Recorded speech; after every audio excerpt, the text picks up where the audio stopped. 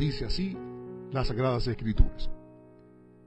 Vi un cielo nuevo y una tierra nueva, porque el primer cielo y la primera tierra pasaron, y el mar no existía más.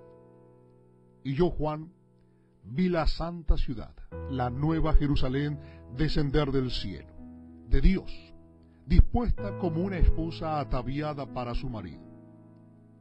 Y oí una gran voz del cielo que decía: He aquí el tabernáculo de Dios con los hombres, y Él morará con ellos, y ellos serán su pueblo, y Dios mismo estará con ellos como su Dios.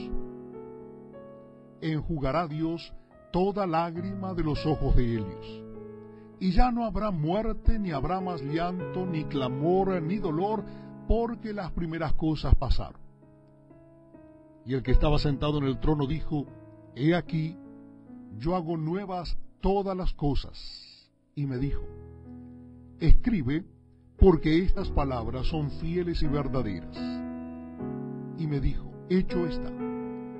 Yo soy el Alfa y la Omega, el principio y el fin.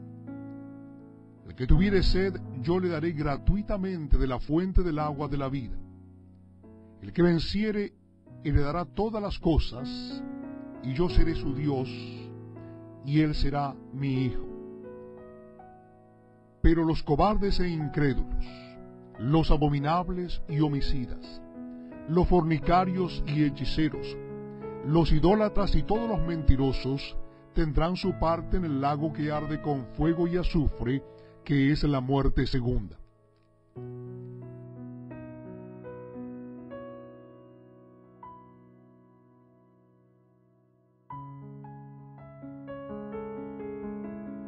Buenos días, hermanos. Disculpen que el retraso de esta grabación, pero algunos problemillas que tuvimos por ahí técnicos, pero gracias a Dios ya pudimos solucionarlo. Esta mañana tenemos un mensaje muy importante que habla acerca de la fe. Fuertes en la fe, ese es el nombre del título de este mensaje. Y vamos a ver en la palabra de Dios que Dios quiere hacernos fuertes. Por eso a veces vienen pruebas difíciles, pruebas duras, y son oportunidades que Dios tiene para hacernos más grandes todavía. Oportunidades que nos da el Señor para crecer y para ser constantes. Dios siempre está sobre nosotros, y si algunas veces no lo vemos, es que nosotros no nos hemos sometido a su voluntad. Pero Dios siempre está ahí a nuestro lado.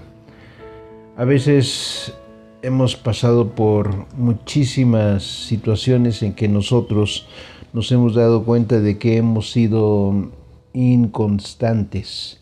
Tal vez muchas veces atrás le hemos prometido muchas cosas a Dios, muchas cosas al Señor, cosas que nosotros no hemos cumplido.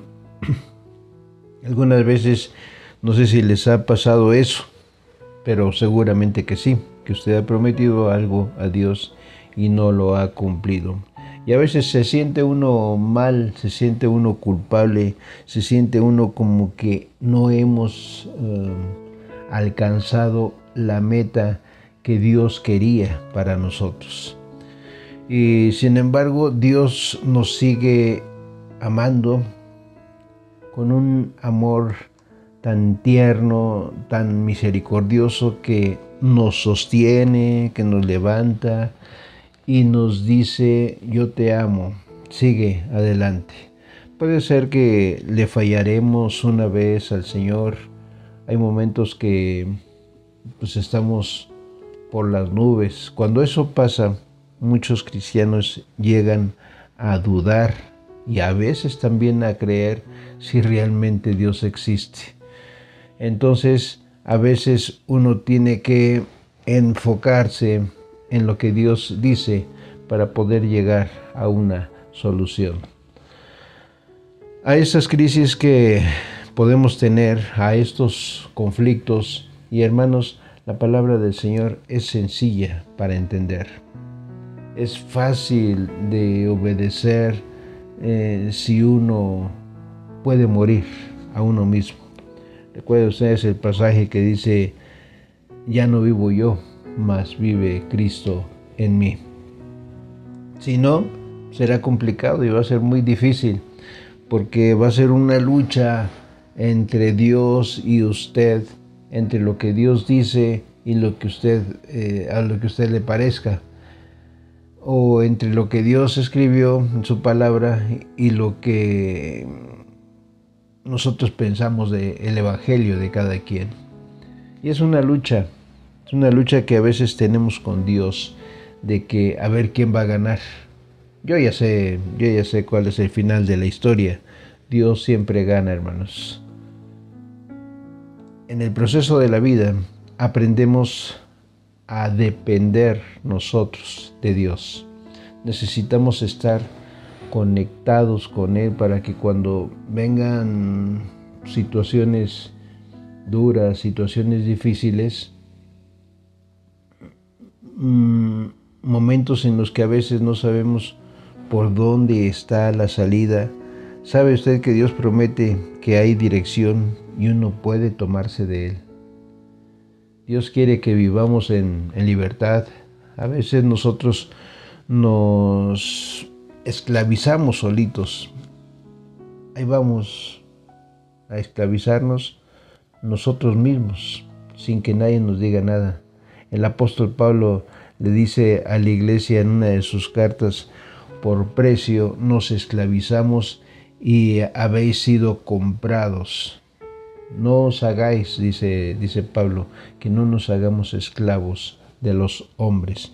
Y es interesante esto porque Dios nos da libertad total en Él, pero nosotros solitos nos esclavizamos y nos decimos a nosotros mismos: ¿cómo puede ser posible que yo no tenga la libertad para poder hacer la voluntad de Dios?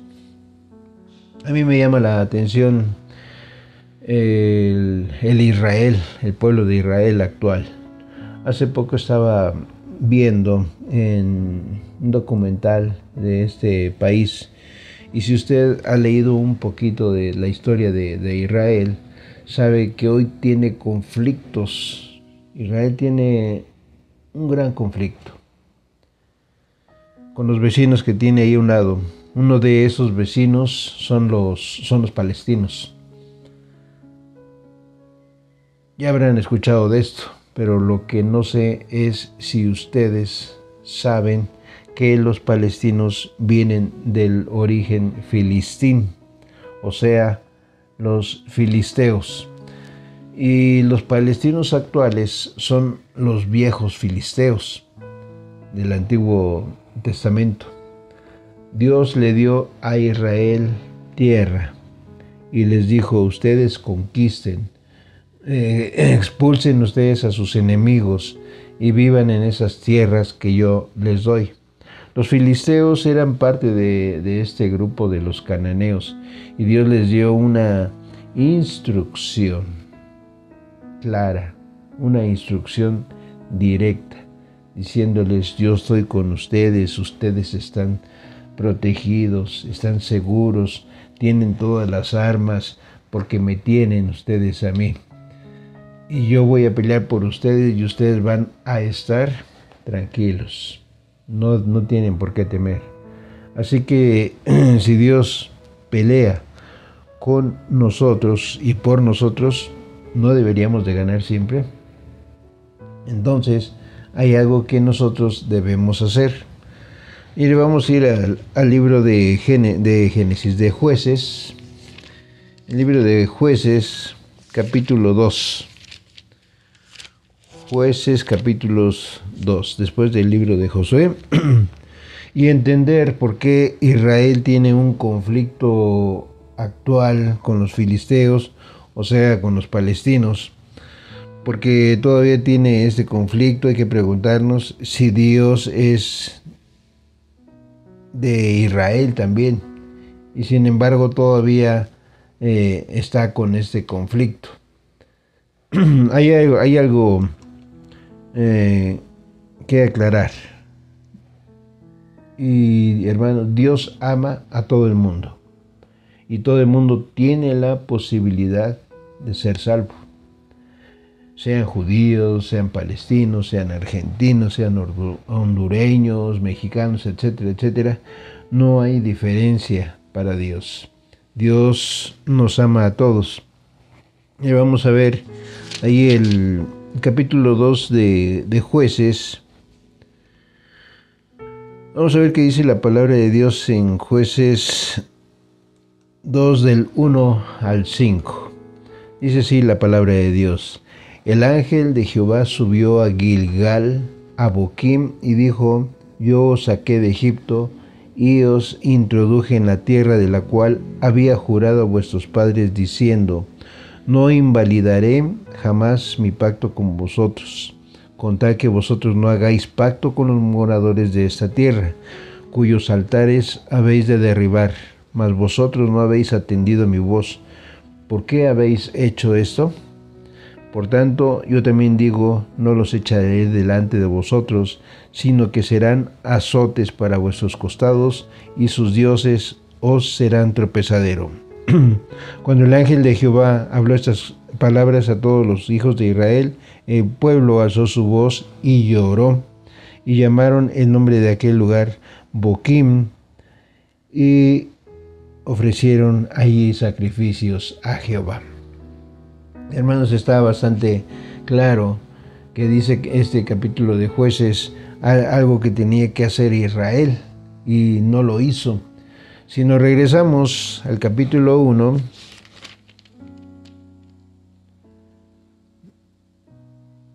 nos vamos a encontrar que aquí estaban las conquistas y cómo tenían que tomar cada una de las tribus de Israel, como se les haya dicho Jehová, tu tierra. Pero mire cómo dice el versículo 27 del capítulo 1.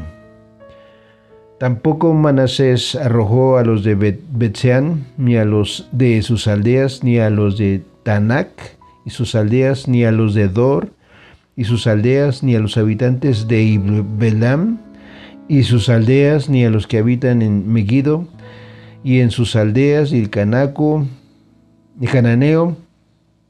persistía en habitar en aquella tierra. Versículo 28. Pero cuando Israel se sintió fuerte, hizo al cananeo tributario, mas no lo arrojó. 29 y 30. Tampoco Efraín arrojó al cananeo que habitaba en Geser, sino que habitó el cananeo en medio de ellos en Geser. Versículo 30. Tampoco Zabulón arrojó a los que habitaban en Quitrón, ni a los que habitaban en Nalal, sino que el cananeo habitó en medio de él y le fue tributario. Nadie había arrojado a los enemigos. Dios les dijo: esta tierra es para ustedes, pero ustedes tienen que expulsar a los enemigos. No pueden vivir ustedes con el paganismo. Y es una determinación de Dios para ser victoriosos en el Señor, para vivir agradándole a Dios, siendo libres en el Señor. No podemos hacer pactos nosotros con el paganismo. No podemos tener comunión con el paganismo. ¿A qué se le llama paganismo? Hermanos, ya lo hemos visto, todo aquello que va en contra de Dios, de los principios de Dios, de las moralidades de Dios, del ejemplo de Dios, todo aquello que va en contra de que Dios sea el número uno, eso es paganismo. Acuérdese de los mandamientos: amarás al Señor tu Dios sobre todas las cosas. Ese es el número uno.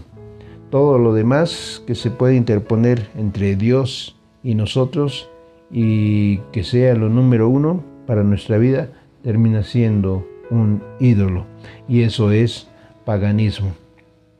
Lo cual dice que Dios, dice la palabra de Dios, Dios aborrece el paganismo.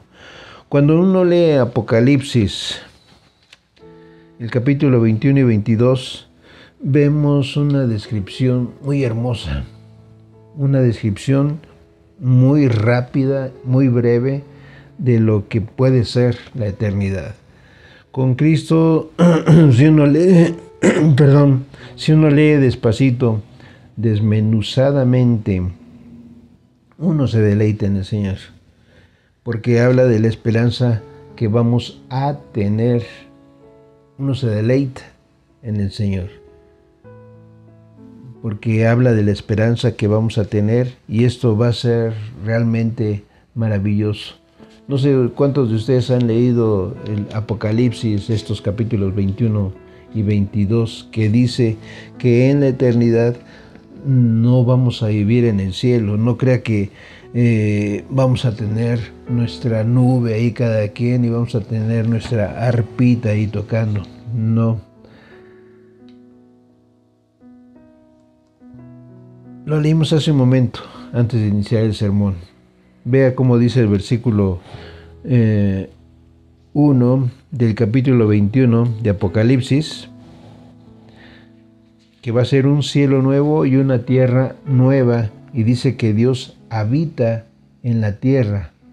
Baja a la tierra y Dios habita con su pueblo en la tierra nueva que Él hace. La nueva Jerusalén desciende del cielo para vivir aquí en la tierra, en una tierra nueva, dice la palabra de Dios. Vamos a leer bien estos dos capítulos allá en casita. Recuerden, es el Apocalipsis 21 y 22. Lea y disfrute lo que Dios tiene para cada uno de nosotros. Pero también hay por lo menos 2 versículos bien especiales de parte de Dios. Mire cómo dice el versículo 8.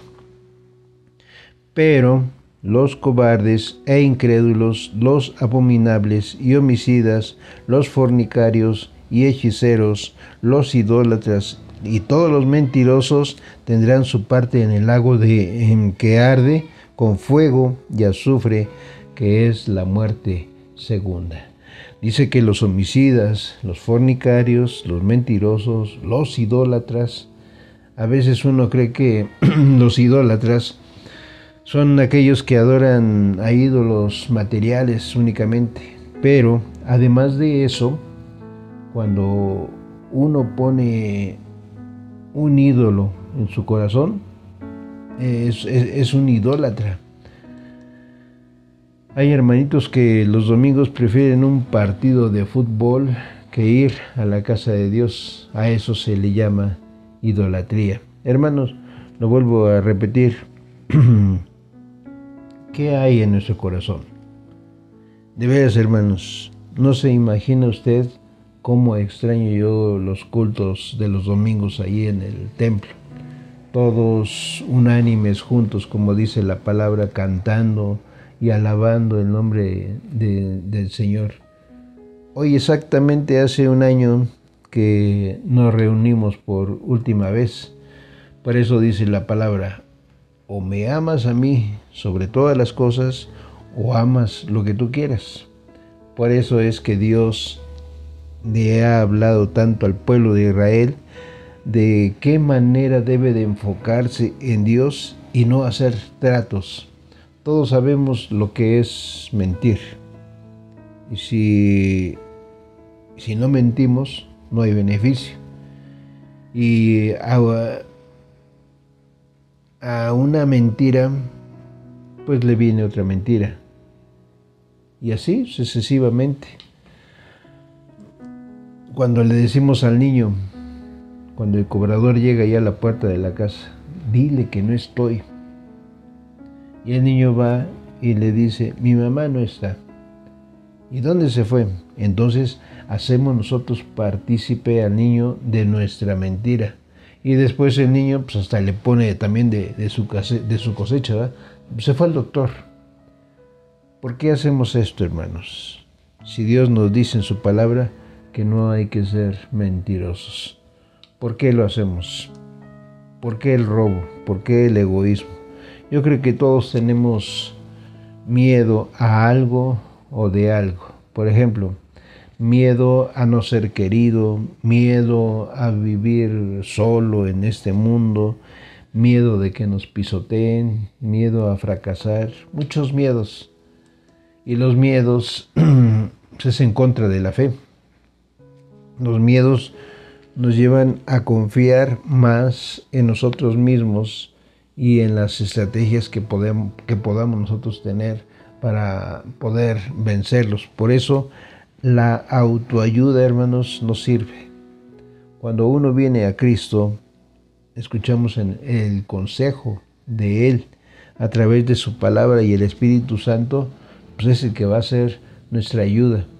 Y cada vez que tengamos una necesidad, hermanos, que sea buscar a Dios. Buscarlo solo a Él, porque solo Él tiene la respuesta. Y también estamos acostumbrados a agradar a otras personas antes que a Dios.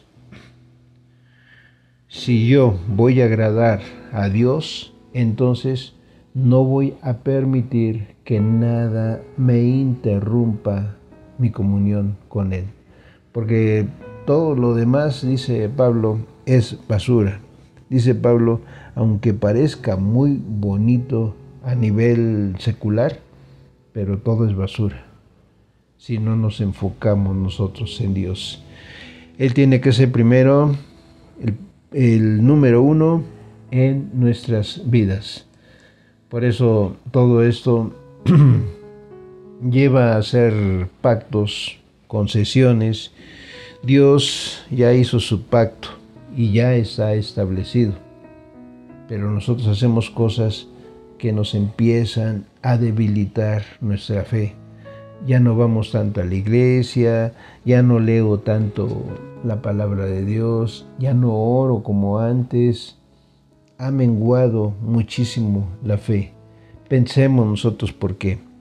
Porque nos hemos permitido concesiones con ciertas situaciones. Es que el trabajo, es que me tengo que enfocar en Él, es que Dios me dijo que mi familia y me dio hijos, y ponemos muchísimas excusas que nosotros mismos las tomamos como concesiones. Concesión quiere decir algo que nosotros deseamos hacer nosotros. La Biblia dice que se hacía pacto con el enemigo, que al fin y al cabo con el tiempo yo termino siendo esclavo de aquello que se me permitió como algo que se deseaba. Porque a veces no somos capaces de disciplinar a nuestros hijos según la palabra de Dios, porque les damos ciertas concesiones y después nos lamentamos. Y después con el tiempo se sale de nuestro control y ya no sabemos cómo ayudar a ese hijo, cómo guiarlo. ¿Por qué? Porque nos permitimos ciertas concesiones equivocadas. Y ahora es difícil regresarlo otra vez al redil, y no le echemos la culpa al Señor, porque fue una decisión, fue una concesión de nosotros. ¿Cuántas veces estuvimos en un problema o problemas grandes de deudas económicas, porque nos preguntamos nosotros, ¿por qué teníamos tantas deudas? ¿Por qué nos permitimos ciertas concesiones? Y sumábamos y nos permitíamos un poquito más de esa tarjeta de crédito, y así fue aumentando la deuda. Y entonces decimos, Señor, ¿por qué permitiste que cayera yo en esta deuda? ¿No fue nuestra concesión? ¿No fue nuestra decisión? ¿No es una cuestión de que yo mismo debería de solucionar? Nuestro problema, hermanos, es que nos esclavizamos con las decisiones que tomamos.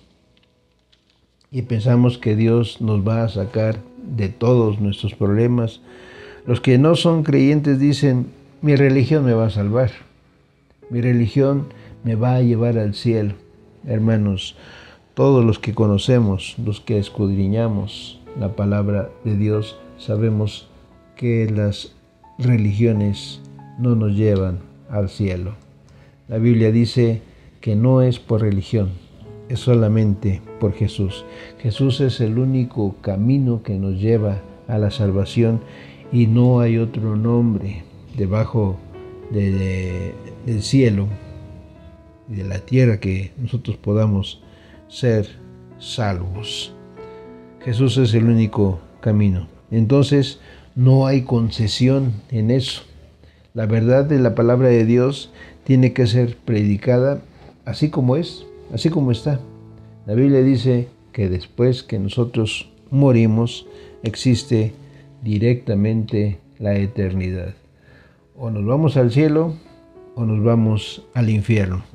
Y no hay tampoco concesión con eso.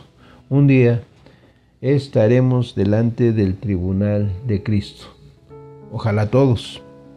Pero si no estuviéramos en el tribunal de Cristo, estaremos en el gran trono de la condenación.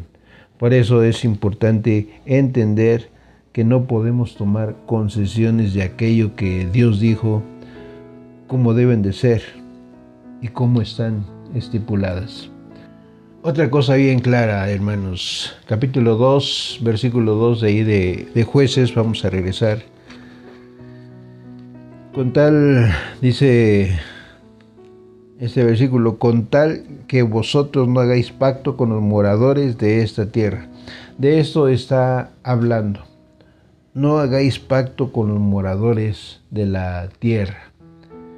No está hablando de tratos comerciales ni cosa que debamos hacer para ganarnos la vida. Está hablando de cuando uno deja a un lado sus principios de parte de Dios con tal de obtener beneficios personales o beneficios para otras personas. Dejando a un lado a Dios, y vean cómo dice después de esta parte, dice con tal de que vosotros no hagáis pacto con los moradores de esta tierra, cuyos altares habéis de derribar, mas vosotros no habéis atendido a mi voz. ¿Por qué habéis hecho esto? A veces somos nosotros permisivos con altares paganos. ¿Qué es un altar? Un altar, ¿para qué se hacía, por ejemplo, en aquellos tiempos?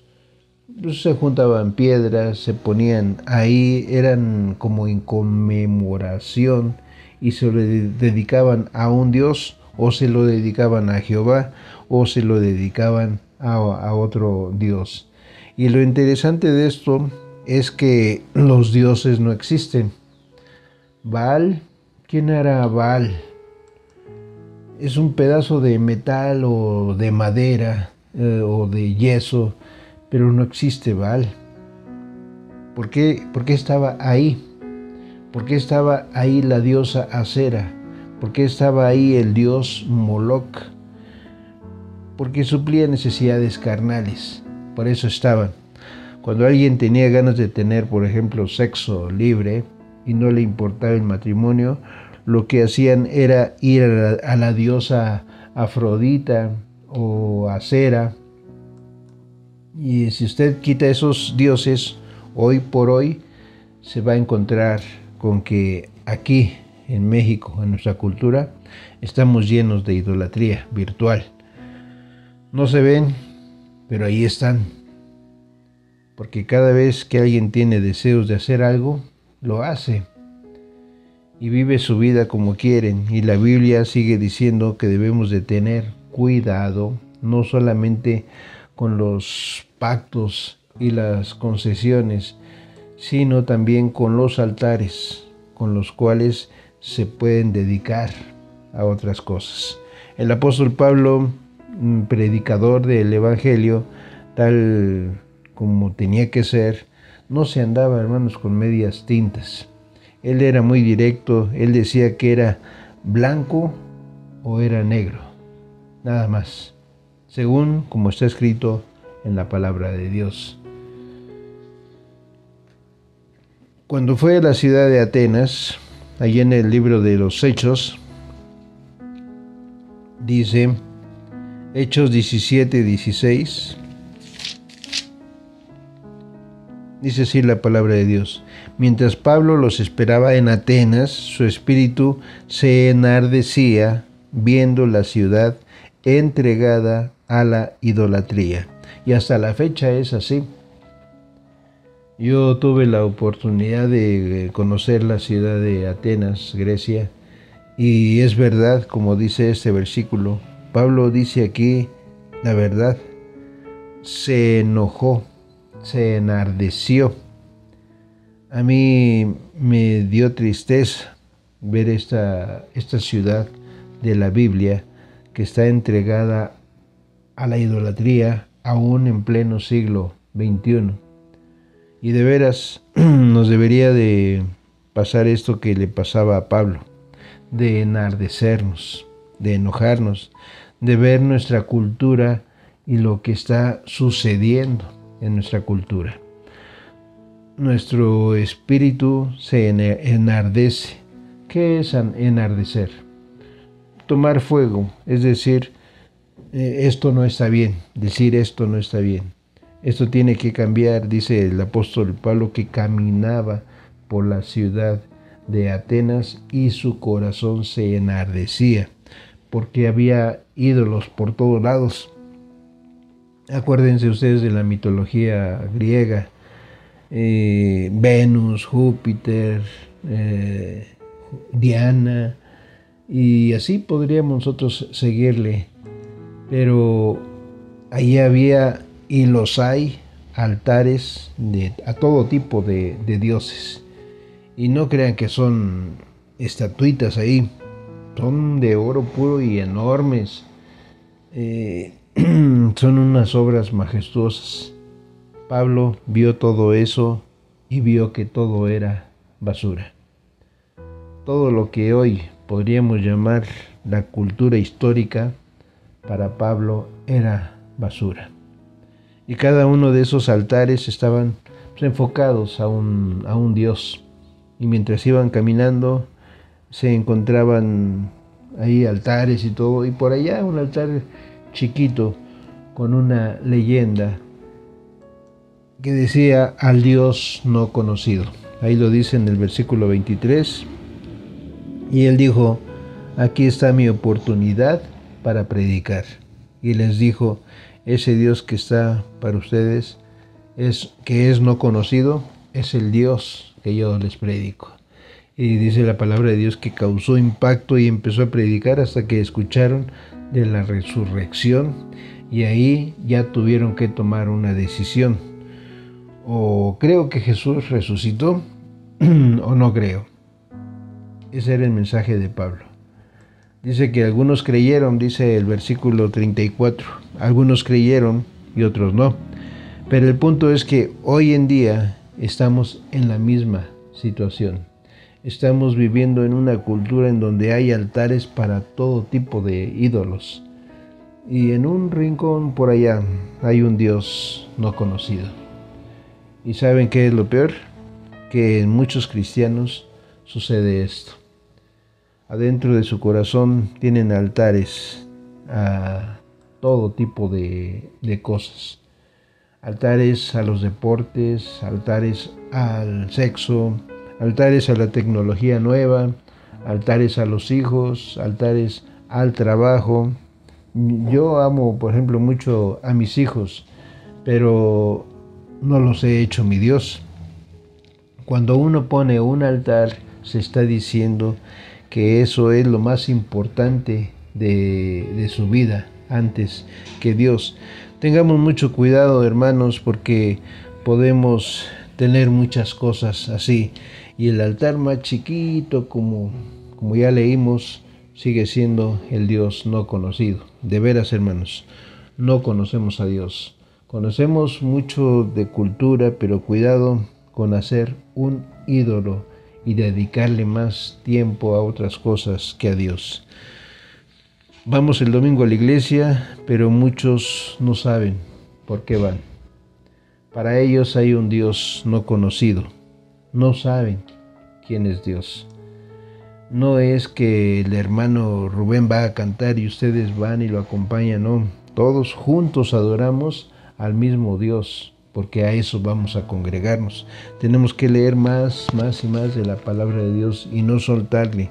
Debemos ser más fuertes en nuestra fe y preguntarnos qué más puedo hacer para adorar a Dios. Y cuando salgamos de la iglesia, hablemos de este Cristo que nosotros tenemos. Por eso lo dijimos en domingos pasados, cuando tengamos la oportunidad de hablar de Cristo, hay que hacerlo. Por eso continuemos, hermanos, siendo fuertes en la fe. Amén. Vamos a pedir la dirección de nuestro Dios y hermanos en esta hora. Yo le invito a que evalúe ahí en su corazón cuáles son sus prioridades, qué es lo más importante que está en su corazón, cuáles son sus mayores problemas en el trabajo, en la familia, el dinero, materialismo, qué viene a su mente. Acuérdese que si hay algún otro altar que no sea el del Señor, lo tenemos que derribar. Dios quiere trabajar en nuestra vida, hermano. Dé ese paso de consagración al Señor y predique de su palabra en donde quiera que se encuentre. Vamos a orar. Gracias te damos, Señor, por estos momentos de reflexión en nuestra vida. Como hijos tuyos te pedimos que tú nos bendigas y nos ayudes, Señor, a retomar nuestro camino si es que andamos errando y nuestra fe también va menguando. Ayúdanos a ser fuertes en tu palabra, fuertes en la fe, y te pedimos que no nos abandones, Señor. Sigue con nosotros, Señor, nosotros confiamos en ti y te pedimos que tú bendigas a todos nuestros hermanos de la congregación Getsemaní. Bendice a los hermanos que se encuentran en alguna enfermedad. Te pedimos que tú los saques adelante, Señor, y que estemos agradecidos contigo, Señor, con todo lo que tú nos has dado durante este año que hemos dejado de asistir a tu templo, pero, Señor, que sabemos cuáles son tus planes y debemos de someternos a tu voluntad. Es lo que te pedimos en el nombre de Cristo, mi Salvador. Amén. Hermanos, primero Dios, nos vemos el próximo domingo. Que Dios les bendiga y oremos por un pronto regreso a nuestras actividades en la congregación. Amén. Que Dios les bendiga. Hasta la próxima.